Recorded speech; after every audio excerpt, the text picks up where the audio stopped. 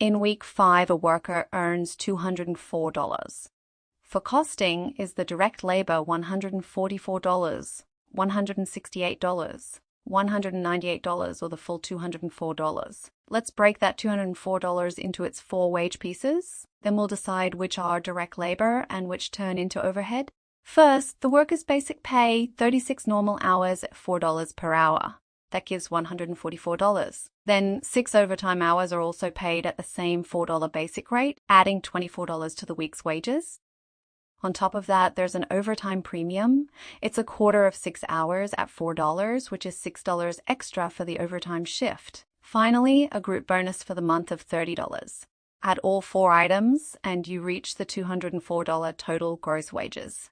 Here's the catch. For product cost, we don't automatically treat the whole $204 as direct. We need the idea of direct versus indirect costs. In management accounting, a direct cost can be fully traced to a specific product, service, or department.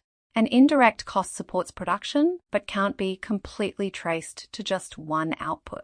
Every cost element fits this split.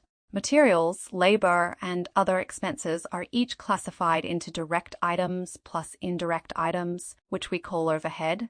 Direct material is all the material actually used to make or deliver the product, like special components, partly finished units transferred in, and the main packing cartons or boxes. Direct labor is the wages for time spent working on the product itself, whether in normal hours or overtime. Together with other direct costs, it forms part of the prime cost. Direct expenses are other non-material, non-labor costs incurred specifically for a particular product, like hiring or maintaining tools and fixtures just for that job. These chargeable expenses also sit in prime cost.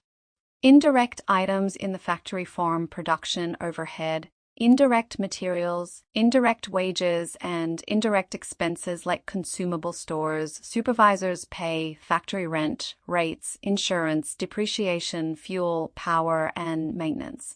Indirect costs for running the office are administration overhead, depreciation on office assets, office staff wages and office lighting, cleaning and telephone bills. Marketing and distribution overhead covers indirect costs of promoting, keeping customers, packing finished goods and delivering them, such as sales, salaries and commission, advertising, packing cases, packers and drivers' wages, and related insurance, rent and rates.